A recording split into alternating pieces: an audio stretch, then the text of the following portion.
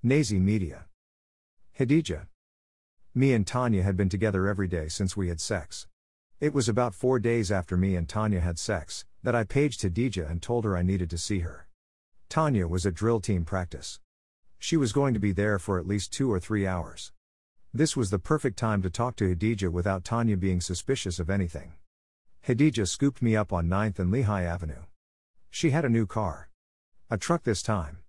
A brand new white Nissan Pathfinder. That joint was fully kitted, had the hammer rims on it, and it had a banging S sound system. Hadija's car was better than most of the male drug dealers in the neighborhood. I gave her a kiss as soon as I got into her truck. As we drove down the street with the music blasting, I wondered when the right time would be to ask Hadija what I wanted to ask her. How the fuck was I supposed to ask this girl if she could get somebody killed for me? And what was I supposed to say if she asked me why I wanted someone killed? Because he did something to my girlfriend? Shit. Hadija would probably have her hitman kill my dumb ass if I said some shit like that. I wasn't paying attention to much of anything, until Hadija made a sudden right turn down one of those little ass blocks right near American and Cumberland streets. She parked the whip and looked at me, directly into my eyes, but it felt like she was looking into my soul. Shit was kind of scary. Especially considering what I now knew about Hadija. Come on. I want to show you something. I got out of the car and followed Hadija. She led me to the front of what appeared to be an abandoned building. Hadija banged on the door 2 times and then knocked 3 more times, a lot more lightly than the first time. A tall bald-headed guy, who appeared to be at least 6'7" and a solid 250-265 pounds. Dude looked like a cold killer when he opened the door. The second he saw that it was Hadija standing there, he bowed his head like he was a servant or some shit. Hadija stepped into the building without even greeting dude. I followed closely behind, as she made a left turn and started heading up a flight of stairs. When we got to the stairs, Hadija opened a door and stepped inside. The second she opened the door, I could hear the sound of voices talking and laughing. As I stepped into the room, I could see the voices were those of 3 grown men, and 2 dudes who looked to be in their late teens. Everybody shut up when Hadija entered the room. She turned her attention to one of the older guys, who I would guess was somewhere in his early to mid-30s. "Where is he?" Hadija asked. The guy nodded his head before he began walking toward the back of the huge room. Hadija followed, and I followed her. We walked into a smaller room, where 2 guys who looked to be in their early 20s awaited Hadija's arrival. Hadija told me to wait right there, while she walked over and talked to the 2 guys. I couldn't see what she was saying, but Hadija didn't look happy at all. Hadija seemed to calm down as the man continued talking to her. When he passed her a black book bag, Hadija looked inside, before she passed it to her henchman. The same one who had let us into this room. Hadija was now smiling like she was having the best day of her life. She smiled as she walked back towards me. "Remember you were saying you wanted to make some money in this game? You still feel that way?" I don't know what made Hadija change her mind, but I was happy. Hadija wanted me to organize and oversee a drug spot around my way. Anywhere I wanted. You know where I picked? Darien and Lehigh Avenue, right where Ice and his crew hustled at. This was going to be perfect.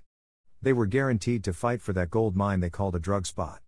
Hadija would have to call in the reinforcements once Ice and his crew made a move on us. Ice was going to get taken care of, bitch-ass Skeeter and his boys would be getting theirs pretty soon too, and I was about to be something like a boss. Hadija wasn't the only person who was having a great day. Everything was feeling perfect as I was telling the squad mine, and Hadija's plans.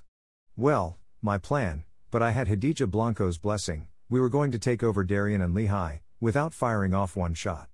Everything was good up until I told everyone to back down if they get approached by Ice or any of his crew while they were out there hustling. Hadija gave me some weed that she called Crinkle. She said she got it from Arizona, and that nobody on the entire East Coast had weed this good. Ice and his crew sold crack. We wouldn't even be any type of competition to one another. A very different clientele of customers. But all that didn't mean shit. We were going to step on their territory and sell our product. That shit was basically a declaration of war on any corner in the city. I knew that shit too. I didn't plan on anyone getting hurt. Let me rephrase that, I didn't plan on anyone in my squad getting hurt. Feel me? I was just thinking about getting Ice taken up out of here, honestly. Everyone was somewhat skeptical about not putting up any resistance when approached, but practically everyone agreed to go along with the plan. Apple was the only one to vote against the plan, of course. She still carried the gun she shot Tanya with. But now, she had plenty of bullets, and was itching to catch a body. To Apple, this was the perfect opportunity for her to get her first kill. We all knew Ice and his crew were going to step to us the moment they saw us setting up shop on their block. Apple said if she went anywhere, her gun was going with her. I told Apple we didn't need her services on this go-around. I was going to bring Apple in later. I just wasn't going to let her and that raggedy as gun fuck up my money again. This mission was 100% about finesse. No violence was needed to get things done. I thought leaving Apple behind would take all threat of anything going sideways out of the equation. I was wrong. As usual. Me, JB, Damone Jr., and Dog headed over to Darien and Lehigh to set up shop at around 4:30 p.m. We set up directly across the street from ICE's workers, and let everyone in the vicinity know that we had weed out. Almost immediately afterward, one of the workers stepped off. There was no doubt in my mind that he was going to find one of his managers, and ask him what they should do. I already knew the manager for this shift was ICE. And just like I thought, the worker who'd stepped off seconds before, came back with ICE in tow. ICE walked directly up to me. "Da fuck is this shit? Y'all niggas gotta get the fuck out of here. Y'all weird ass niggas know you can't post up out here." I was kind of surprised that ICE was being this bold. ICE was anything but a tough guy. I wondered what was giving him this sudden burst of courage. I didn't have much time to wonder, because the next thing I knew, I heard what sounded like a loud slap. I knew it wasn't a slap I heard. Nah, this was the sound you heard when someone got sucker punched. As I looked to my left, I could see what had happened. As soon as ICE got finished talking his shit, JB stole on one of the workers, and was quickly moving in on ICE. This definitely wasn't the plan, but fuck it, when it's on, it's on. A small free-for-all broke out between us and ICE's crew. The numbers were even when we started, but we were on their block. It seemed like people started coming out of the woodworks to join in on the brawl. None of those woodwork motherfuckers were on our side either. We were outnumbered in a matter of seconds, but we held our ground and gave as good as we were getting. In the middle of the commotion, I spotted RDRR. He got sucker punched from behind. Next thing you knew, RDRR was brandishing steel. I recognized that raggedy-ass gun right away. It was Apple's piece of shit gun. I thought leaving Apple behind would mean leaving that piece of shit gun behind. I was wrong. Everyone seemed to stop when RDRR pulled out that old-ass Roscoe. He pointed that bitch directly at a group of ICE's squad members, including the bull who had snuck him. RDRR pulled the trigger, that bitch said click, but nothing came flying out of the gun's barrel. That piece of shit misfired, and the next time RD pulled the trigger on that piece of shit, it was probably going to backfire, and blow half of RDRR's hand off. We never got a chance to find out. Bitch ass ICE had whipped his joint out in a heartbeat. A fucking Uzi. Where the fuck did this weird nigga get a fucking Uzi from? ICE ain't pulled that bitch out for show either. 1 second after I saw the gun in ICE's hand, I heard the sound of the Uzi machine spitting. Shade, it was time to abort this damn mission. We hauled ass up the block, trying to escape the darts of death ICE was raining down on our asses from his Model B fully automatic Uzi.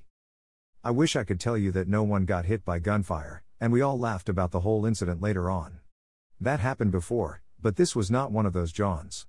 This was no laughing matter. Uzi spit multiple rounds in seconds. A few of those rounds found their way to my body. 6 of them, to be exact. Clearly, I'm still alive. I have to be, in order to be telling you what happened next, duh. Anyway, I was the only one hit by gunfire that evening. That was pretty fortunate, with all things considered. I mean, nobody would have even been there if it weren't for me. If anyone got hurt, it happened to the right person, and I explained this to each of my squad members when they visited me in the hospital. But, I didn't have that conversation with my friends for about 2 weeks, after the night I got shot. I was finally stabilized enough to have visitors, and more importantly, get to my own room with my own television. The prior 2 weeks had been mostly operations. My current temporary residence was in the intensive care unit of Albert Einstein Hospital. They were operating on me from the moment I got to the hospital, so I've heard. All I really remembered was feeling a sharp pain in my back. The next thing I remembered was waking up in my hospital bed. The squad were my first visitors. Of course, my family was there. Those were the first people I saw when I woke up. 3 days after being released from the intensive care unit, and transferred to a regular room, Khadija came to see me. She had that same dude with her. The one who stayed so close by her side like a bodyguard, when we were at the warehouse that day. Tears began rolling down her eyes as she approached me and bent down to give me a hug. "Aw shit." I almost yelled. My entire body felt like it was on fire at the moment. Khadija grabbed me so tight that it felt like I was going to crumble into small pieces or some shit. She put her hand over her mouth and took a step back. "I'm so sorry. Are you okay?" "Yeah, I'm okay," I said, faking like I was in more pain than I really was. They had me hocked up on all types of morphine and other painkillers. I was floating on cloud 9, to be completely honest. Khadija's tears and sorrow quickly changed to what I recognized to be anger on her face. "Who shot you?" "Huh?" I tried to act like her question was something I wasn't expecting. I was totally expecting her to ask who shot me. "It was this nigga named Ice. They tried to run us up off the spot, almost as soon as we stepped out that joint." Khadija didn't say anything. The expression on her face never changed either. I honestly couldn't tell if she was mad I'd been shot, or mad about something else, if we're being completely honest. I continued though. "Niggas was jealous. As soon as we stepped out there and gave out a few testers, people started coming back. That's why them niggas was so mad." Khadija still didn't say anything. She just nodded.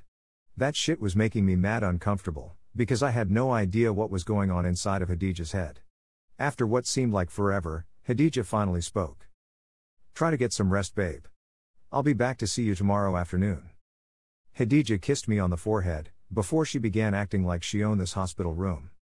Khadija decorated my room with balloons and get well cards she got downstairs from the gift shop. After she was certain that she had arranged things the way she wanted them, Khadija walked over to me and placed a kiss on my lips.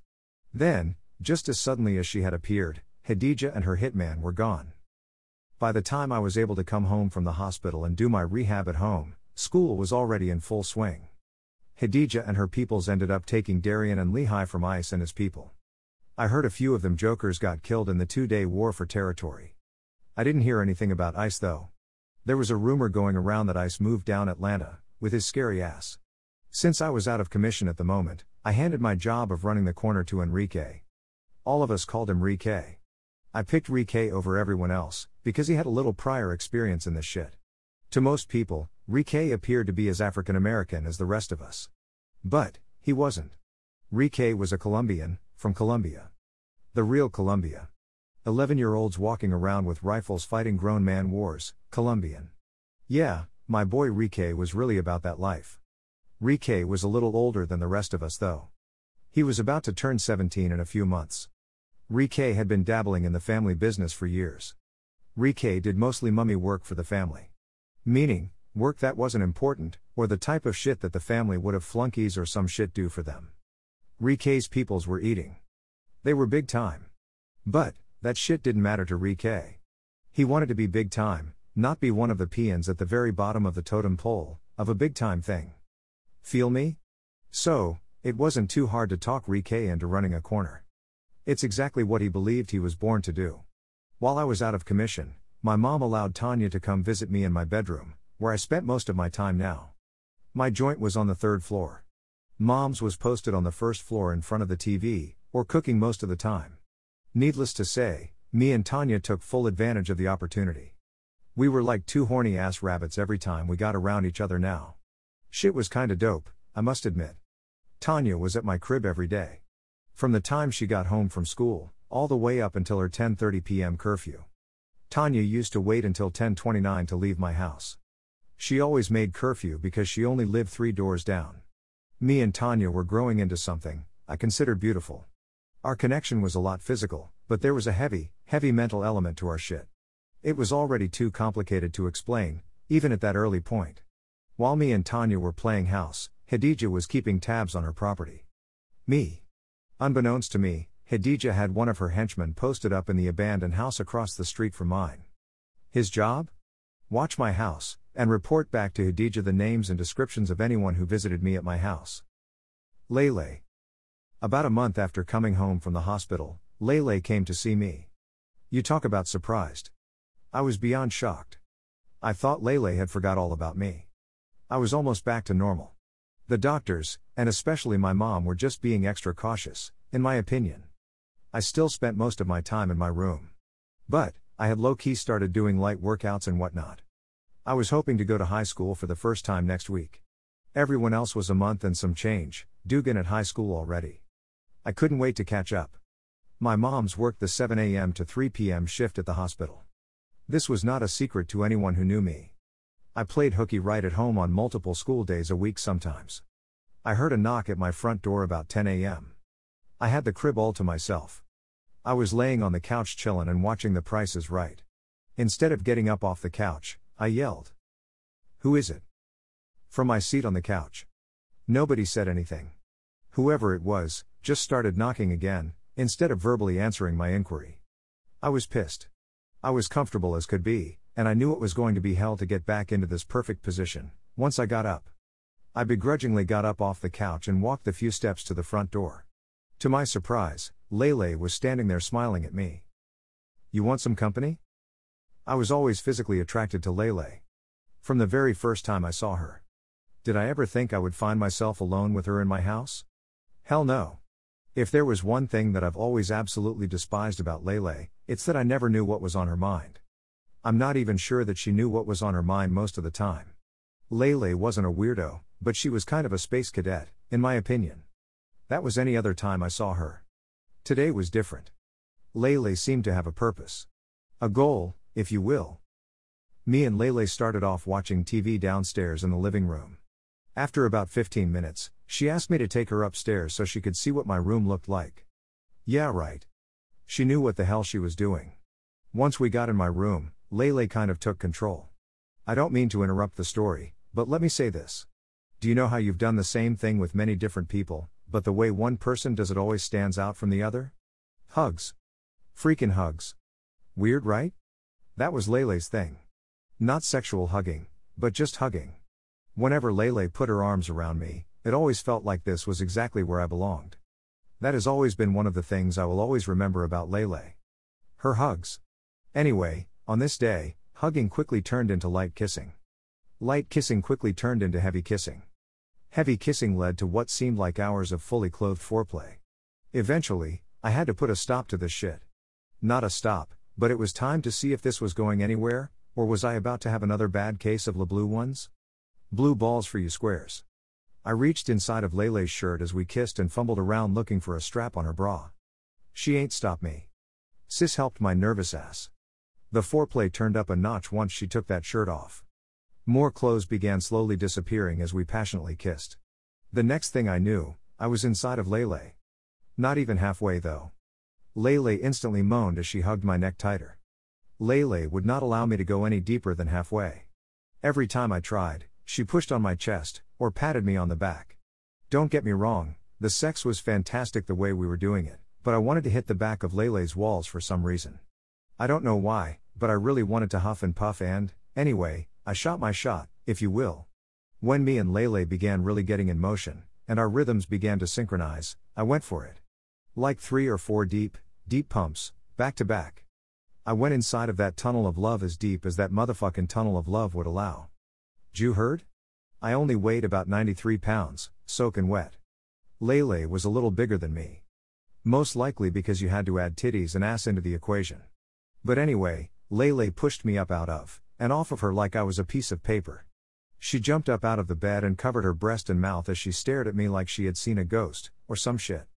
I just sat there wondering what the hell I'd done wrong. I always knew I would do sex wrong at some point in my life. And, here it was. Congratulations, dickhead. Lele grabbed her clothes from the floor before she turned around and ran out of my room. She was in the bathroom all of 90 seconds, before she left there, and hauled ass out of the house. I just shook my head as I watched the weird-ass scene play out right before my eyes.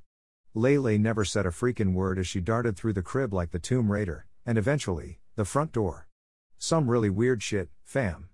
To this day, that shit still ranks in the top 10 weirdest things I've ever been a part of in my life. But wait. The shit gets even weirder. By the time I get to the front door, Lele is halfway up the block. Her and someone else are standing there screaming at each other, and putting hands in one another's faces. I knew who the other voice was before I could even really see her. Tanya. They were about to fight. I could tell there weren't going to be too many more words said. All I had on was my boxers. No shirt. No shoes. Some real Viking type shit. I still ran down the street when the swinging started. I grabbed Tanya since she was the smallest. Tanya and Lele yelled at each other as I carried Tanya off. I was sure that I was going to be the one Tanya was arguing with next. I know she saw Lele coming out of my house. She had to see it, that was just how my luck was set up. All bad. Tanya calmed down faster than I expected her to, once I got her inside of my house. She wasn't even cussing anymore. She just began pacing back and forth, and kind of mumbling under her breath. Whatever was on her mind, didn't seem like it had anything to do with the fight she was just in. Tanya kept doing that weird pacing back and forth shit for another 30 seconds or so, before she stopped, turned to me, and took a deep breath before finally speaking. I'm pregnant. Tanya never even saw Lele come out of my house. Well, at least, that's what she told me. Tanya said her and Lele were fighting over something that happened in school last year, or some shit. I don't freaking know. After I figured out their fight wasn't about me, or anything I did, I really stopped asking about the shit. Besides, there was a much bigger issue me and Tanya desperately needed to talk about right now. According to Tanya, she got pregnant the very first time we had sex. That was almost 3 months ago. Tanya told me that she not only knew for certain that the baby was mine, sis also told me that I impregnated her at 9:49 p.m. on Saturday, September 12th. Tanya ain't know what the fuck she was talking about. The pregnant part though? Fortunately, or unfortunately. For two 15-year-olds, whichever way you choose to look at it, that part was 100% true. Things got a lot more complicated when I finally got to start school. It was practically Christmas break. I had been out of commission for a minute, but it felt good to be back in the mix of things. I like school, but I like staying home a hell of a lot more, I ain't even gonna lie. My excitement was all about seeing a few people I needed to see, more than anything else. The very first person I needed to see was Enrique. I had a baby on the way. I needed some coin. That little job I gave to Enrique, I was going to need that back ASAP. Especially since the block was moving like a chic fillet ever since Hadija put that good product out there on the block. Speaking of Hadija, I hadn't seen her since the day she visited me in the hospital. She called me on the phone a few times, but no in-person visits. I wonder if Hadija still considered me her young John, or if there was somebody new? I never stopped to think about that. All I'd been thinking about was how jealous Hadija was going to be when she found out about Tanya being pregnant. I never thought about how I'd feel if Hadija had someone new. I was feeling it now though, and I didn't like this feeling, not one bit. I ain't see Enrique at school, but I did see JB, Vic Damone, and RDRR roaming the halls in between second and third period class. Everybody was glad to finally see me out and about. We kicked the shit for a minute or two, before Vic told me the real reason they had been waiting for me to get better. Shit fucked up on the block, fam. You need to holla at your girl Hadija, and do it fast. I'm about 2 minutes off of Enrique's bitch ass, his weird ass homies too. This was news to me. Da fuck you talking 'bout? Vic shook his head before he gave me a suspicious look. You really been that far out of the loop? Yeah, I really was that far out of the loop. I had a lot of my own shit going on right now. The very last thing I was concerned about was the block. Enrique was good people. I was the one who brought him into the squad.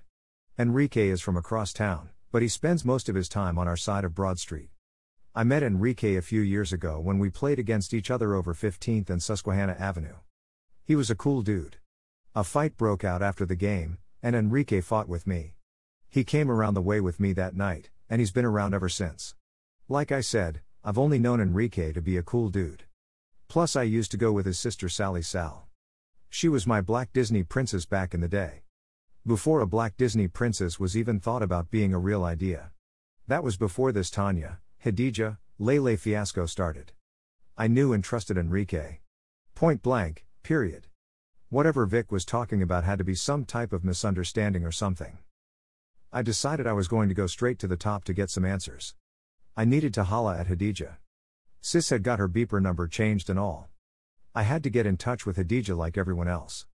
Hope that she rides through the block today. I didn't even go home after school.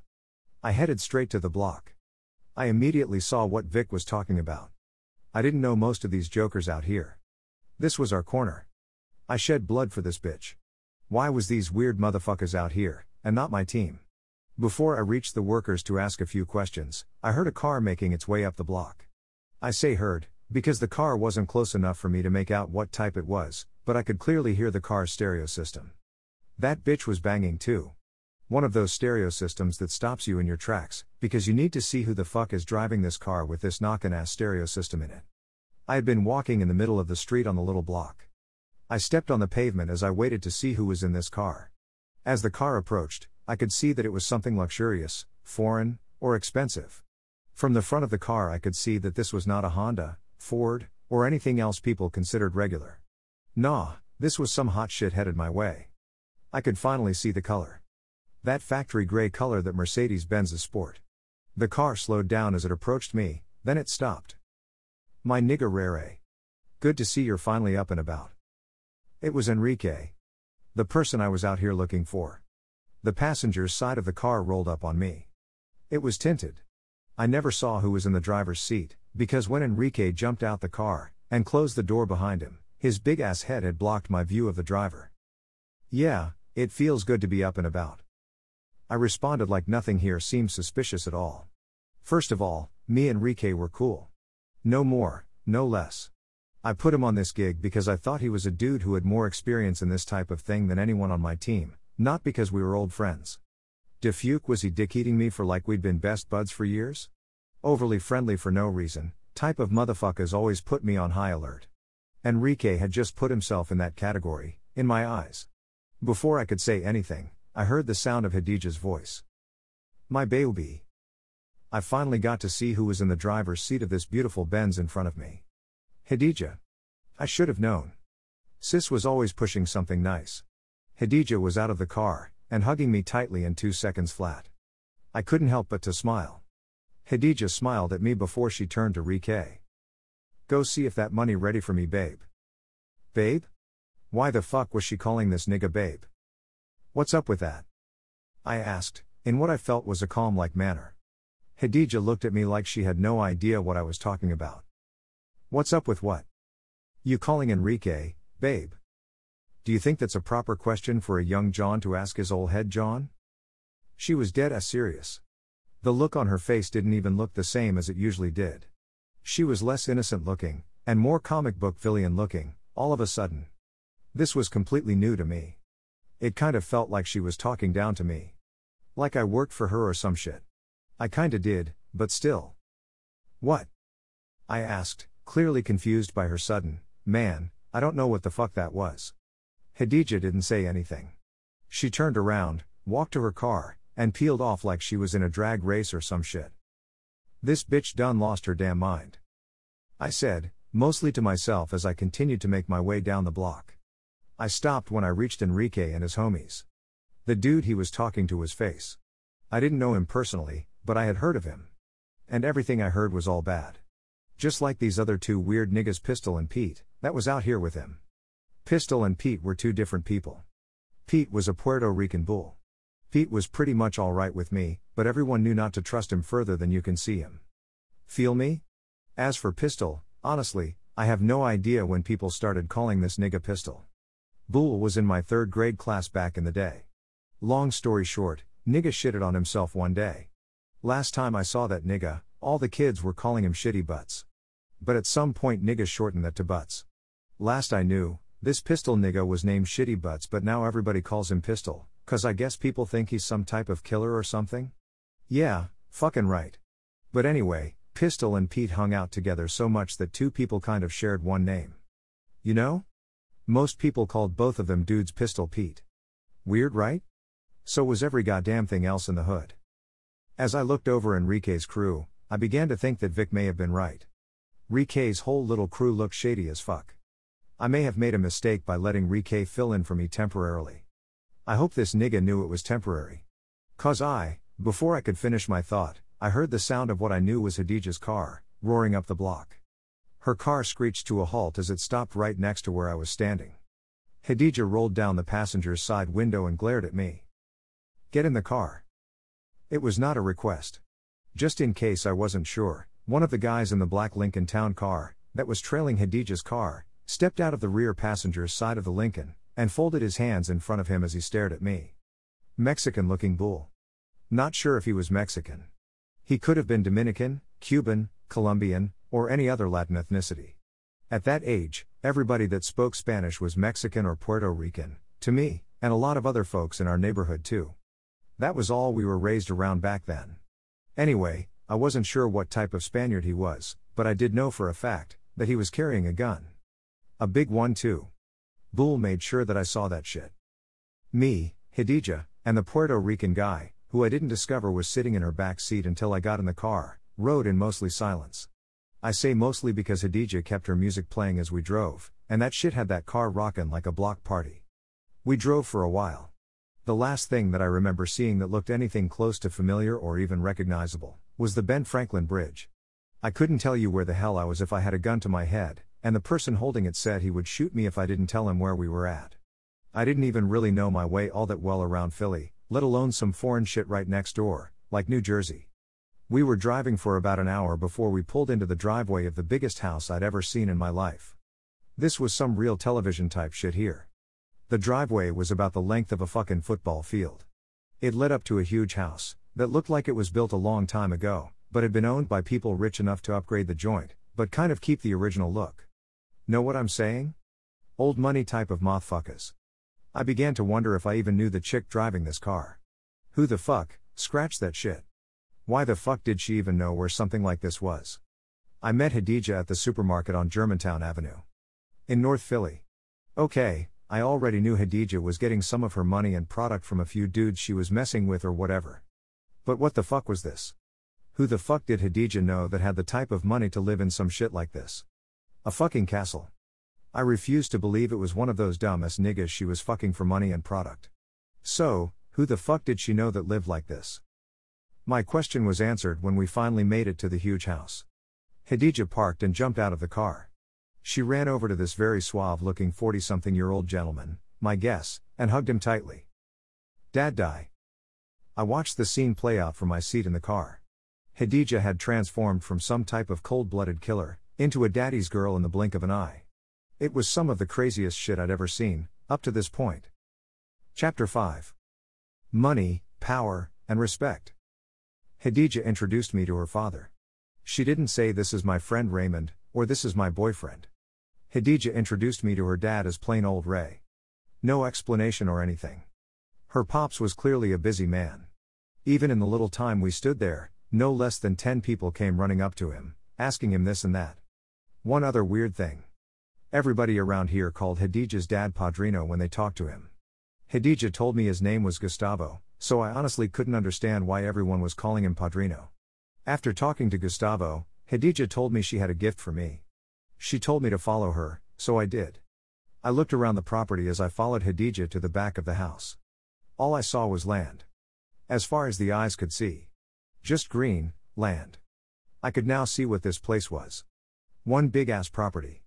A ranch or compound type joint. No neighbors, no cops, no nothing out here. For miles. The companion from the car followed along. He walked behind me.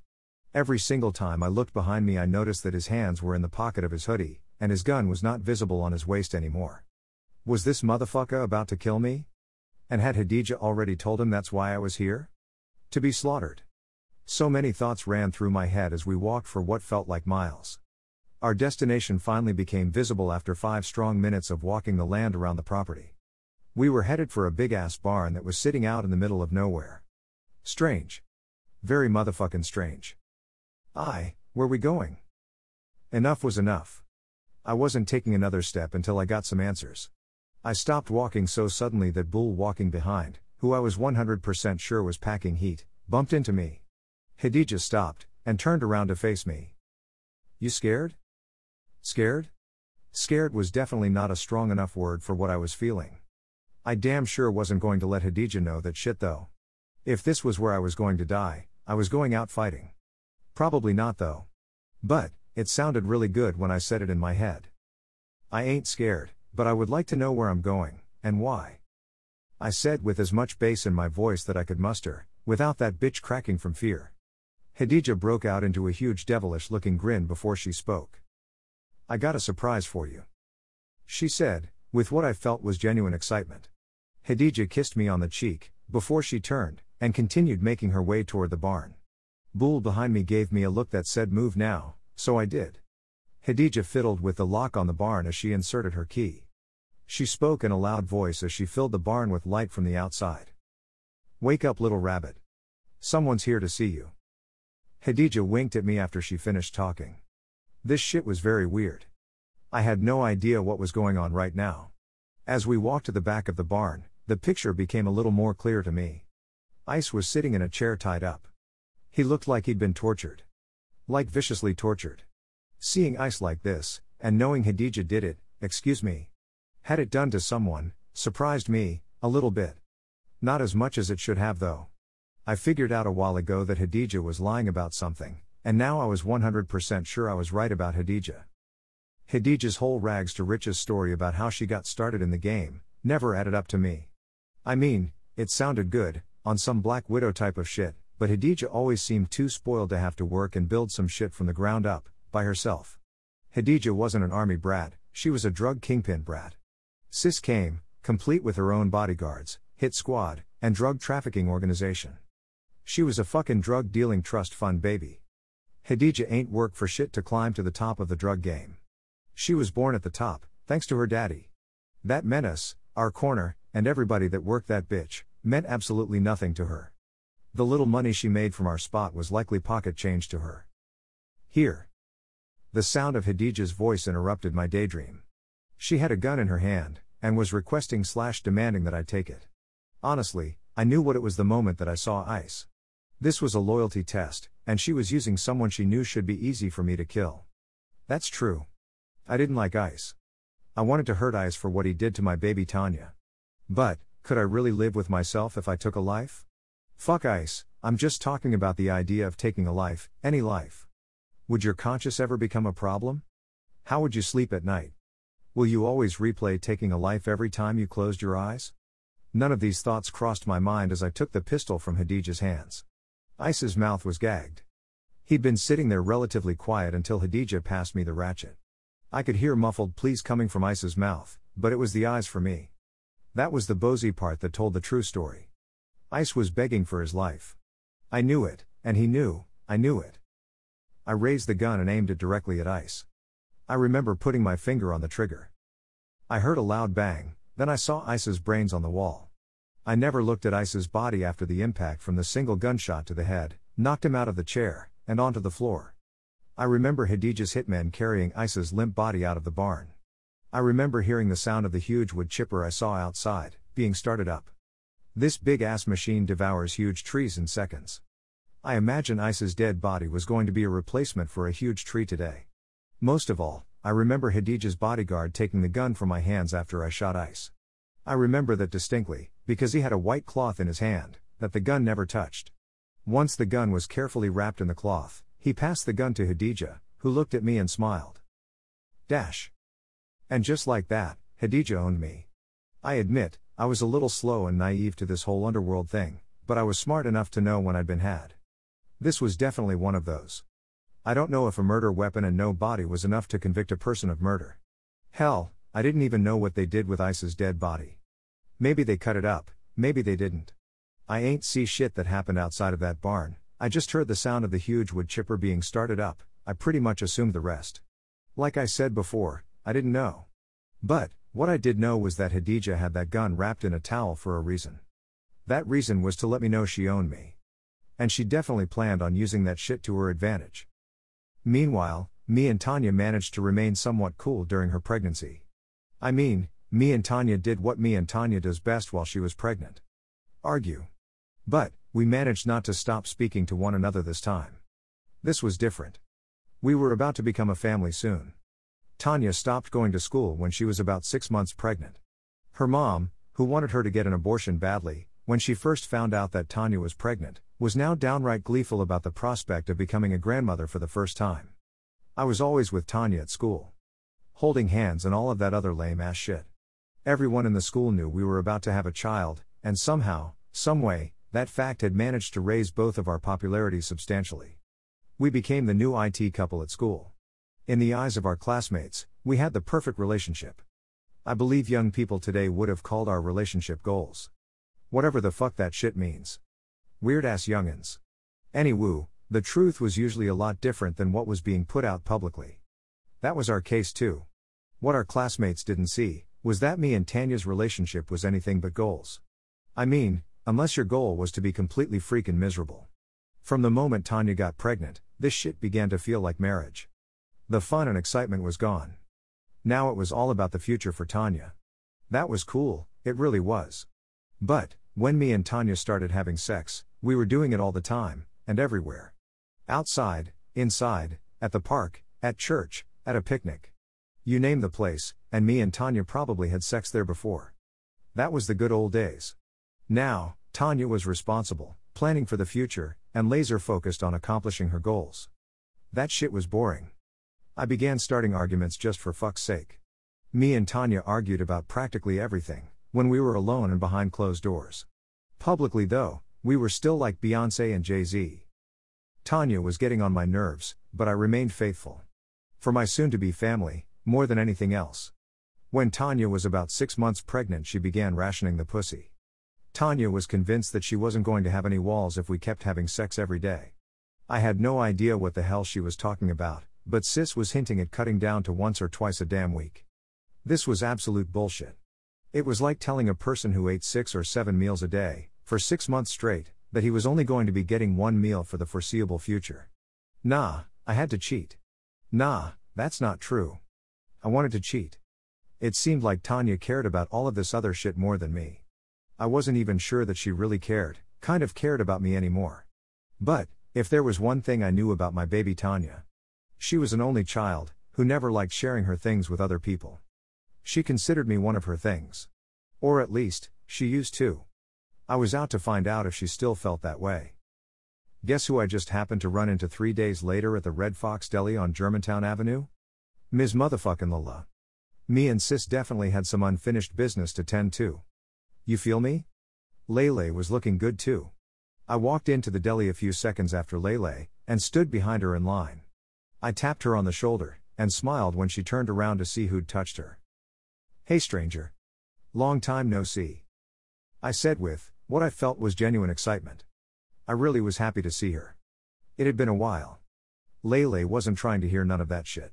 She rolled her eyes at me, before she turned back around. Her attitude with me kind of caught me off guard, but it wasn't enough to get me to back off. Oh, it's like that, huh? I said with a smile on my face. I heard Lele take a deep breath and sigh before she turned around to face me. Straight the fuck like that. There was no smile on her, so she looked me dead in the eyes. She was dead ass serious. Since when did me and Lele have beef?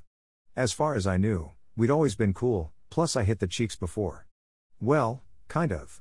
But, still, she should at least? Hell, I don't know. But, it shouldn't be this. Damn.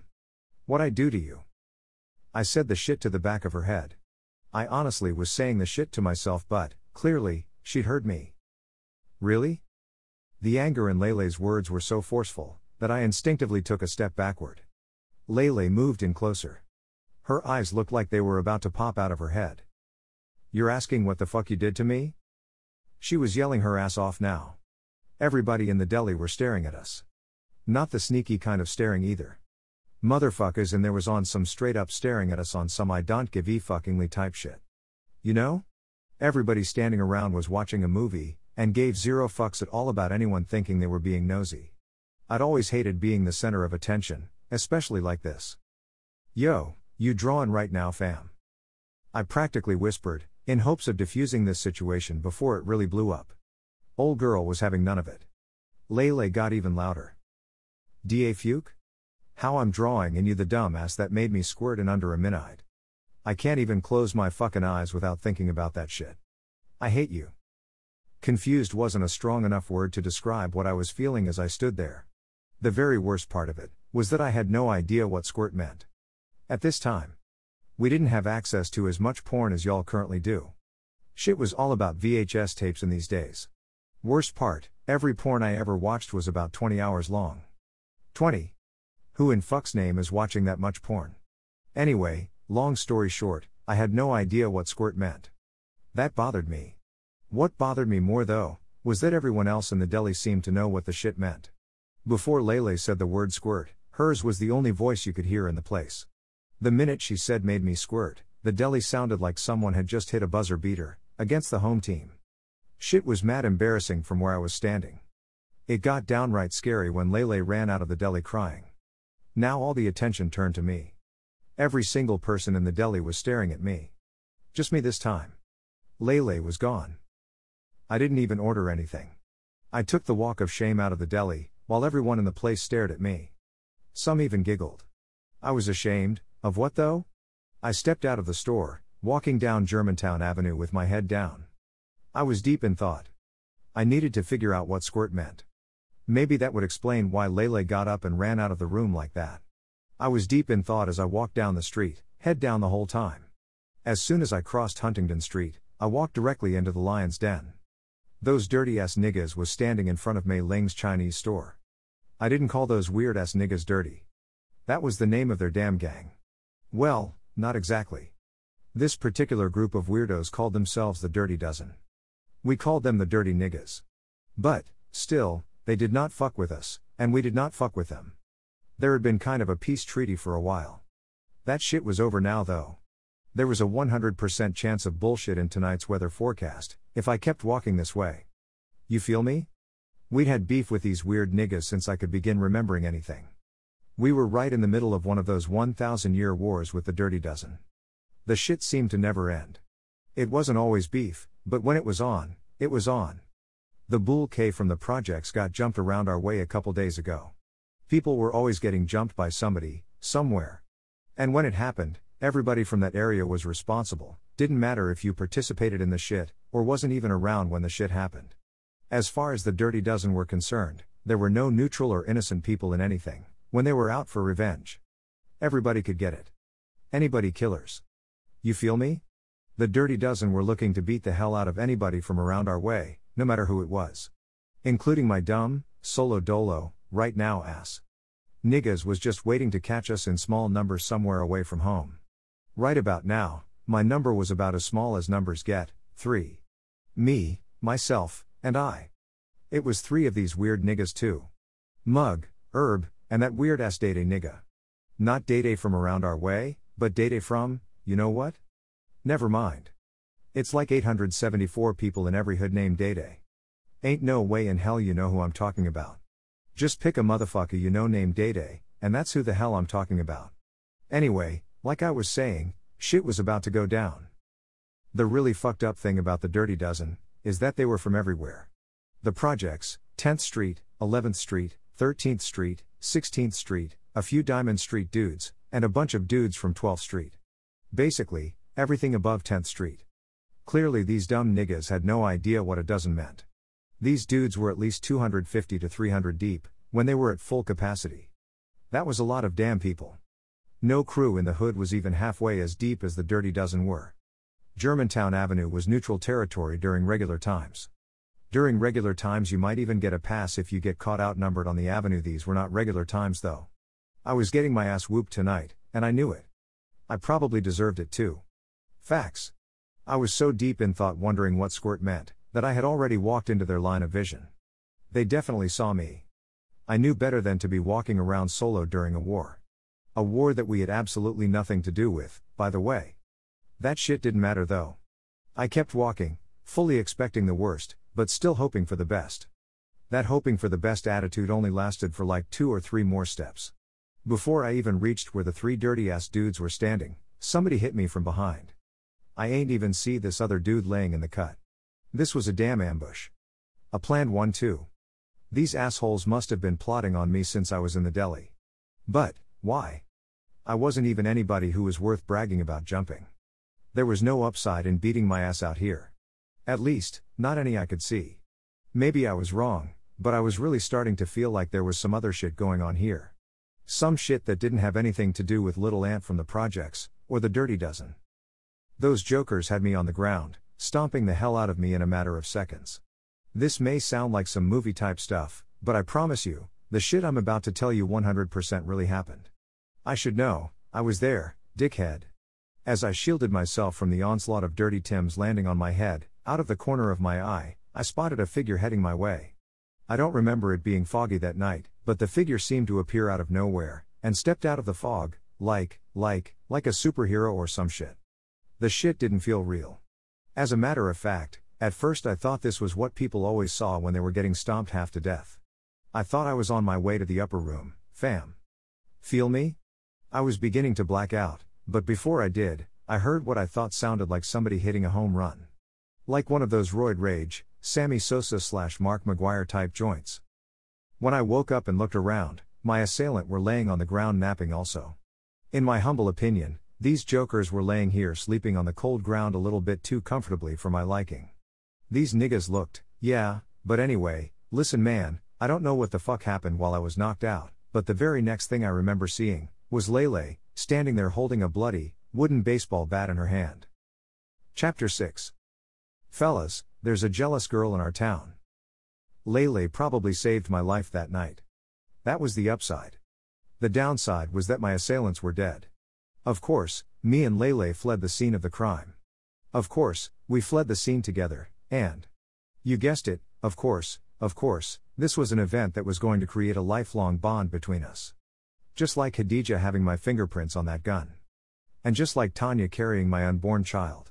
We were all still just teenagers, but it was beginning to look like us four were going to be bonded for life. Part 2 coming soon.